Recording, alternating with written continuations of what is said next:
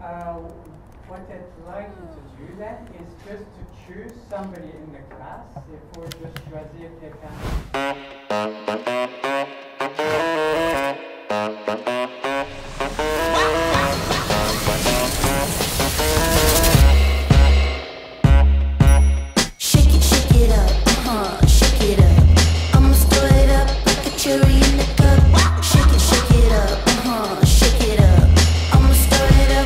Cherry in the cup.